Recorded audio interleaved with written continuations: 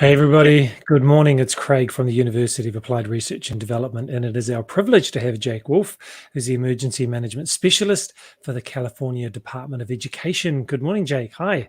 Good morning. Thank you for having me, and such a wonderful opportunity to share what I do, and hopefully share some information that will be helpful to others out there. Well, I'm really thankful that you've done this on Veterans Day on your holiday. Thanks for being with us at this time. Yeah, thank you. I've never served in military service personally. I was never fortunate enough to join the military, but for all those that have and that are out there now and can hear the sound of my voice, God bless you and thank you for your service and everything that you've done to keep me free in the United States of America. And so thank you so much. Awesome. Completely agree. Thanks for saying that. Mm-hmm. Jake, why don't you share with us some of your experiences that led you to being the Director of Emergency Management for the Department of Education? You have such a wide and different experience in the past, from senior living to the paramedic sector. You've done a range of things, the governor's office. Why don't you tell us all about what you've done? Yeah, thank you, Dr. Hansen, and thank you to everybody out there for the opportunity to share my experience. I started out as a volunteer firefighter a long time ago, and working on a volunteer fire engine, and then working for Cal Fire, which is the state fire department here in the state of California. I've worked a few fire seasons. Anybody who knows California knows we're famous for the absolutely destructive fires that we get every year. And you never have to guess whether they're going to show up. They just do. And so I was able to work on some fires early on in my career, and then went on a few medical calls during that time as a firefighter on a wildland rig, and figured out that I really enjoyed the patient care aspect, and really helping people, directly, and helping them through their situation. And so I started dedicating myself to that more, and decided that I would full-time pursue being an EMT. I did that with a wonderful man, Tom Argel, who runs an ambulance company here in Sacramento, California. And so I worked with him. He started a new company. I went and became a paramedic at that company called Alpha One Ambulance here in the Sacramento area, and a wonderful company focused on helping individuals that have dementia and those that are elderly. And so through that process, I became a geriatric emergency medical services instructor, and really fell in love with working with people that have memory loss. And so that kind of guided me into a new career choice once I left paramedicine, into assisted living and memory care. And I did that for a few years, bounced around to a couple different assisted livings, and I really loved the management aspect of assisted living, and really working with individuals with memory loss. It really was a dear and dear to my heart. My mom now has early stages of dementia, and so it's really helped me prepare for that. And then eventually I got into the idea of emergency management, and really emergency management as a whole attracted me because of the ability to help so many people at once. Every decision that you make as an emergency manager has cascading ripple effects into everyday life, into outcomes that will stretch years.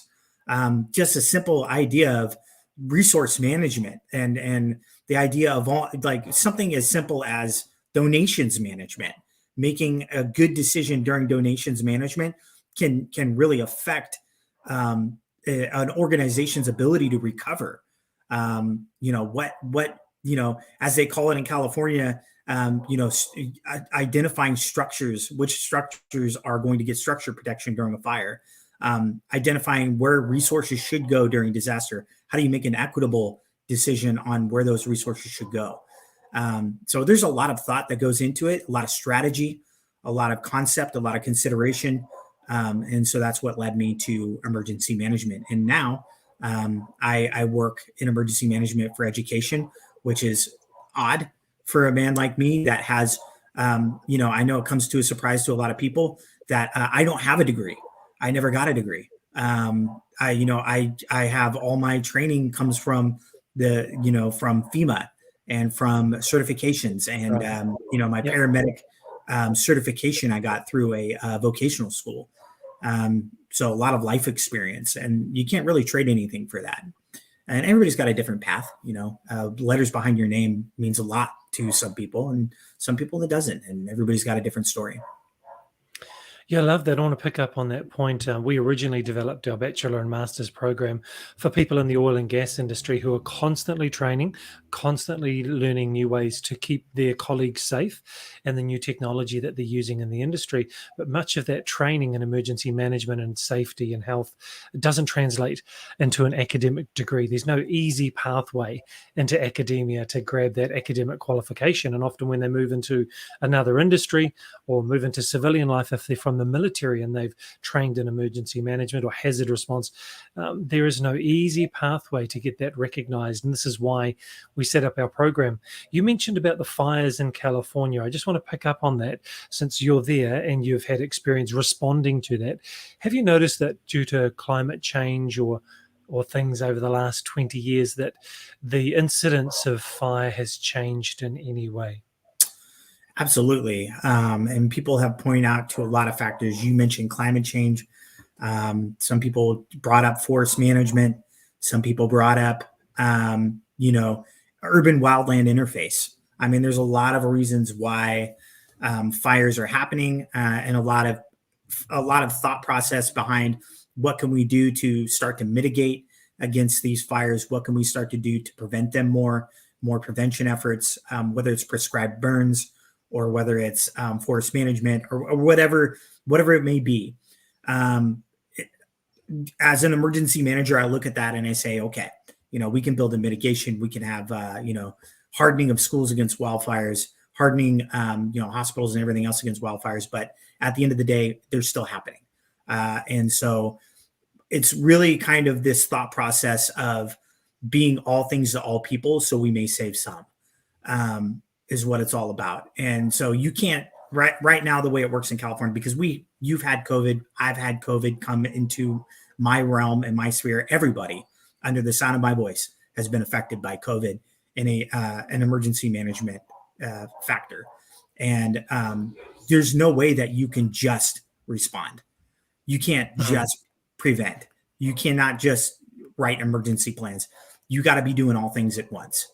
And so this is a new style of emergency management that everybody has been thrown into without a life jacket. And some of us have started to swim, and some of us got out of the pool and said, no, thank you. And you're starting to see a lot of people retire and take all that knowledge with them. But here in the state of California, when it comes to climate change and things like that, whether you agree with the concept of climate change or you don't agree with the concept of climate change, there's no bones about that. There is something happening. There is increase in fire severity. I mean, one thing that we started doing in the state of California that was noticeable this year is we started letting people evacuate sooner, more evacuations faster. And that is a change that has happened this year. And it's led to no deaths this fire season due to wildfire.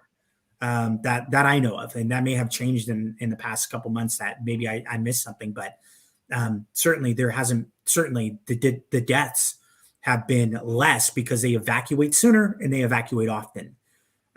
So because these fires, they're burning so hot and so fast, they're throwing spot fires a mile ahead of the fire line.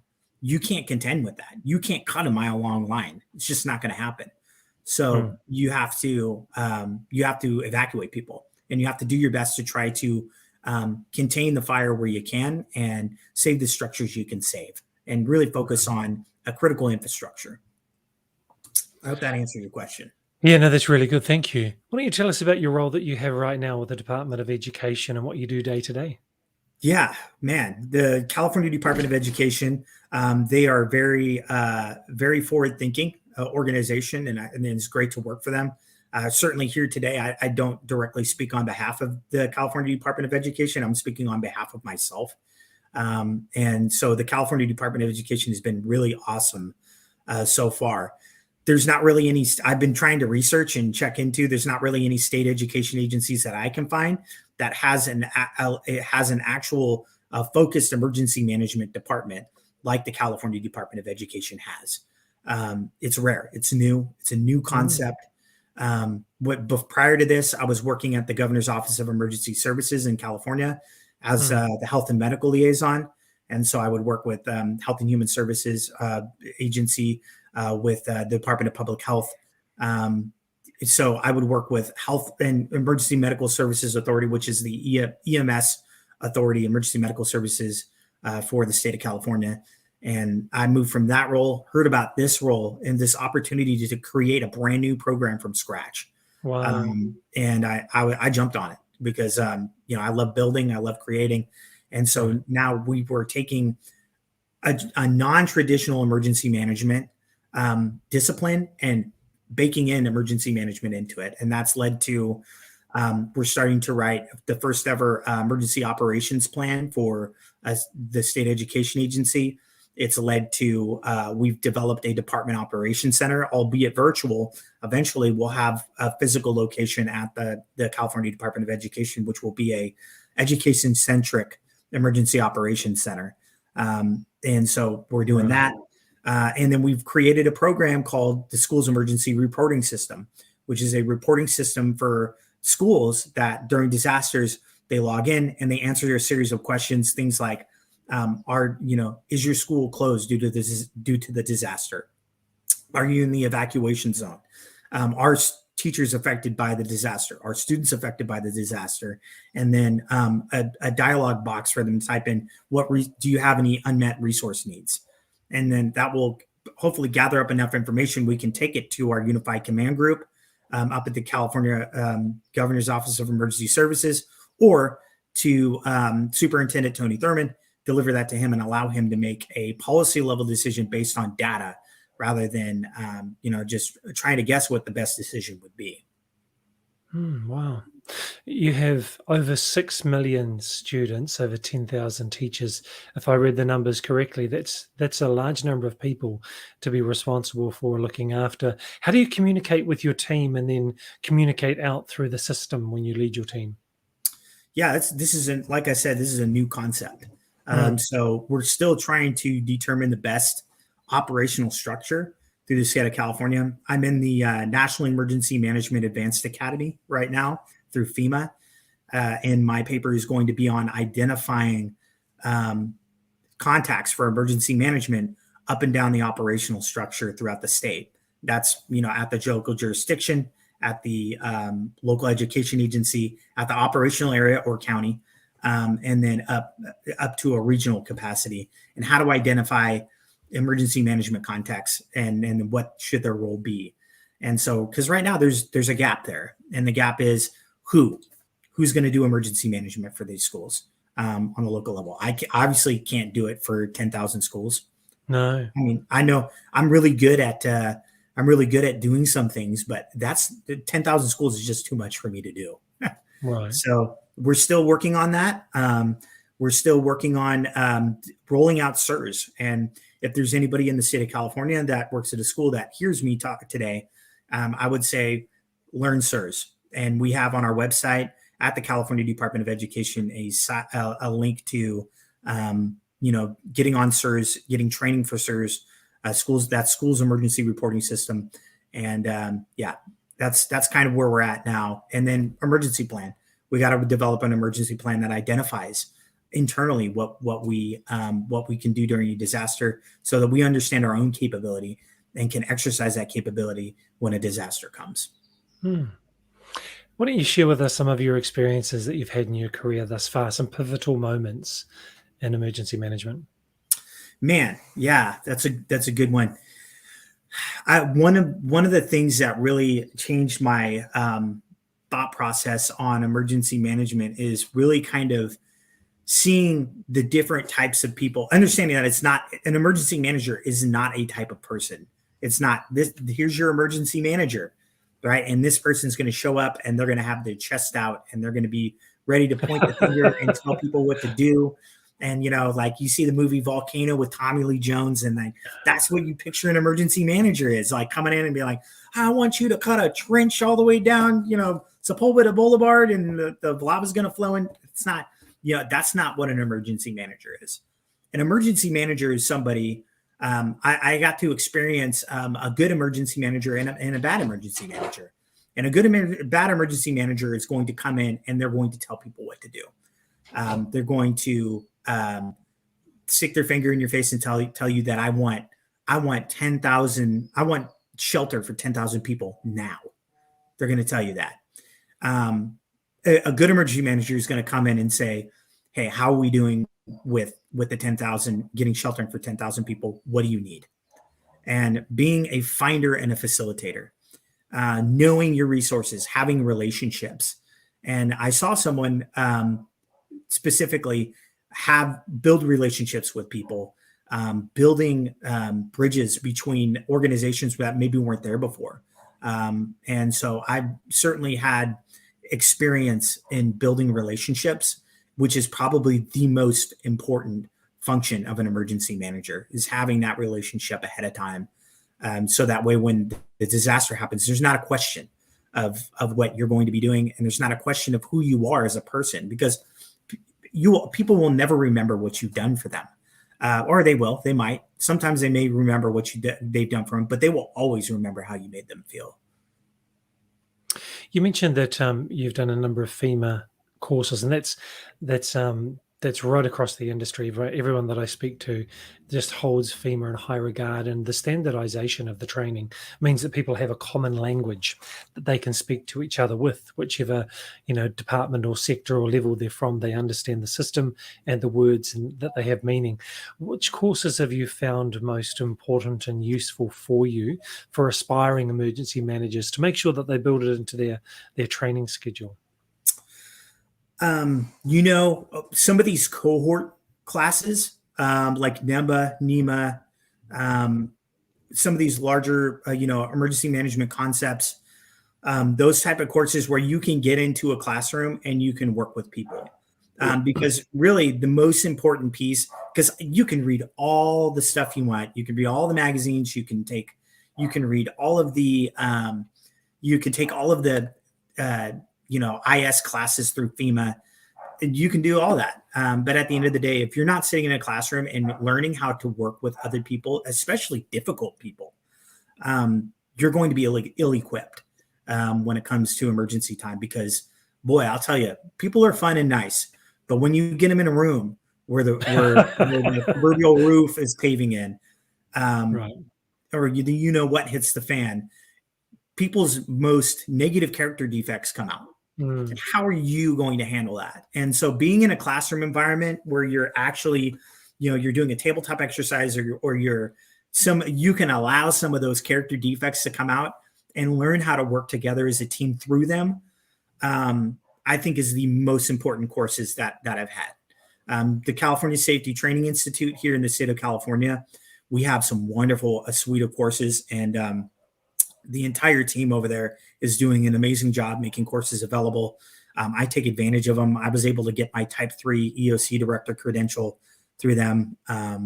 It's been great working with them. And so taking those in-person classes, regardless of what it is, but those longer term that you're building relationships is key and important to the growth of an emergency manager, I believe. Right.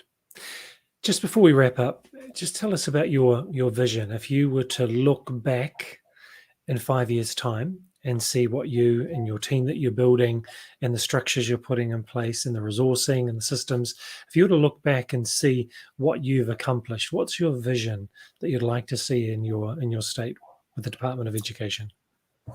Yeah, I think that, and that's a very good question, because 5 years ago I didn't imagine myself doing this. I come from a place where I honestly, my life was a complete disaster. I was a disaster 5 years ago.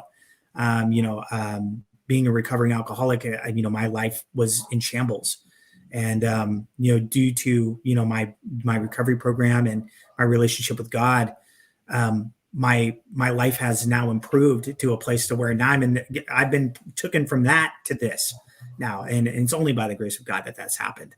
And then in 5 years from now, I hope that the California Department of Education has a department operations center that has a fully functioning, command structure. We Right. have, like, I mean, if we're talking dreams here, I'd love a big video wall, that's pretty, and, all the desks laid out, and then the monitors, and then I can bring all of my friends from all the different organizations around the state so that we can work together and Nice. start building a beautiful operational structure that supports resiliency in K through 12 education in the state of California. So that's one thing. And then the other thing is that I'd like to be rich and not have to worry about money ever again. But I don't think that's going to happen. And okay, I've accepted that. You never know. You never know it's going to happen. I'm sure when you were working with training with ambulances and things like that, you didn't think you would be here where you are today and probably talking to me in New Zealand. So you never know. New Zealand, man, how is it out there? Oh, look, we've been really blessed actually to be in New Zealand and have some really good leadership at the start of the pandemic and doing a hard and fast response. And so we had, I think it was 9 months of freedom. Really, we had no concerns. But then for economic reasons, we opened up the borders and Delta came in, and we've had to now respond differently. And it's not elimination. It's really how do we live with the incidence of the virus and getting vaccinated and putting good systems in place. So New Zealand has gone through some real waves of up and down. I think people are completely over lockdown. I came back in August last year from Indonesia. We lived there for 7 years. And just came back. I was only meant to be back here for 5 weeks because my wife and my daughter, my youngest daughter, were here. My 2 oldest kids are already here. Just came back to visit with them to sort of transition and make sure they could come back to Indonesia. But once I got back here, I realized the way things were going and we weren't going to be able to go back to Indonesia. So we resettled back in New Zealand in August last year with no plan to do that. So it's been quite a change, quite an upheaval, but New Zealand is an incredible place to be. The people are great. It's wonderful being around family, and I get to talk to people like you who are making a real difference because of the beauty of technology. So you can't complain, really, can we? No, you can't. And, this hearing your the amount of resiliency that you have, Craig, is really good, Dr. Hansen. And I think that this opportunity that I've had today to share, I hope I've said something that helps somebody out there.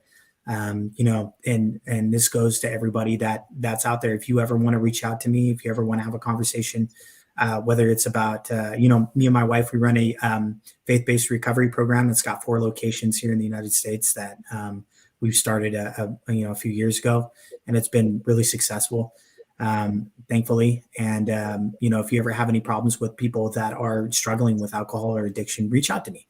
If you want to know about emergency management and education, you want to talk, or if you just want to talk, just reach out to me, give me a call, or shoot me an email, or find me on LinkedIn and make me your friend, or Facebook or whatever. I'm a pretty open guy, and I'm always here to help and be of service in any way that I can. That's awesome.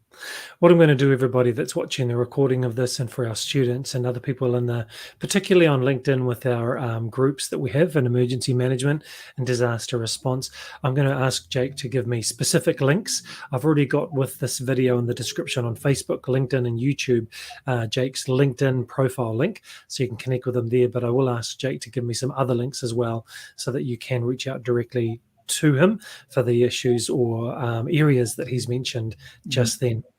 Jake, thanks so much for being with us. Really appreciate your time. Yeah, for sure. Thank you, Craig. And for everybody else watching this, Jake mentioned a really good point that a lot of emergency managers, you are highly trained, you're always updating your learning, you've got a big binder full of certificates of training that you've done, but that pathway to academics is maybe not so clear. If you're from the military, you might have your joint services transcript, and maybe there's not a clear pathway or recognition for your training, your experience, and your service. And that's what we established our programs to do. So if you're interested in a bachelor's degree or a master's degree, reach out to us through uard.ac.nz or uard.org, and we'd love to help you reach your career goals or your academic goals. So we look forward to seeing you, Jake. When I roll the credits, please don't go anywhere. We'd love to have a quick chat with you afterwards. And everybody else, we look forward to speaking with you again soon.